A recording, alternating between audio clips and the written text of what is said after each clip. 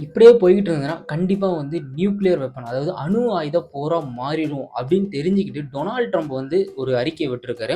இரு தரப்பினரும் அதாவது இந்தியாவும் சரி, பாகிஸ்தானும் சரி, நாங்க வந்து பேசுறோம். நான் இந்தியாவுக்கும் சப்போர்ட் பண்றேன், பாகிஸ்தானுக்கும் சப்போர்ட் பண்றேன். 2 பேரும் வந்து நடுநிலையா ஒரு முடிவை எடுங்க. நீங்க போர் எடுக்கிறது வந்து பிற்காலத்துல வந்து உங்களுக்கு மட்டும் பாதிப்பாகாது. எல்லாத்துக்கும் பாதிப்பாகும்னு சொல்லிட்டு இப்ப ரீசென்ட்டா வந்து ஒரு அறிக்கை விட்டிருக்காரு. அதே மாரி வந்து சவுதி அரேபியாவும் என்ன பண்ணியிருக்காங்கன்னா, போரை வந்து நிறுத்துங்க. ஸோ போர்னால வந்து எதுவுமே வந்து நமக்கு கிடைக்காது. எந்த ஒரு ரிசல்ட்டுமே நமக்கு கிடைக்காது. ஸோ போரை நிறுத்துங்கன்றாங்க. சைனா வந்து இந்தியாவை வந்து எச்சரிக்கிறாங்க. என்னது சைனாக்காரன் வந்து நம்மள எச்சரிக்கிட்டு இருக்கான். பிகாஸ் வந்து சைனா வந்து முழுக்க முழுக்க வந்து பாகிஸ்தான் சப்போர்ட்ல இருக்கு.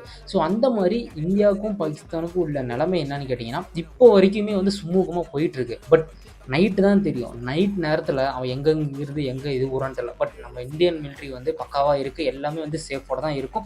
இந்தியன் பார்டர்ஸில் இருக்க பீப்புள்ஸ் இன்னமும் வந்து அச்சத்தில் தான் இருக்காங்க. என்ன நடக்கும் அடுத்து அப்படின்ட்டு.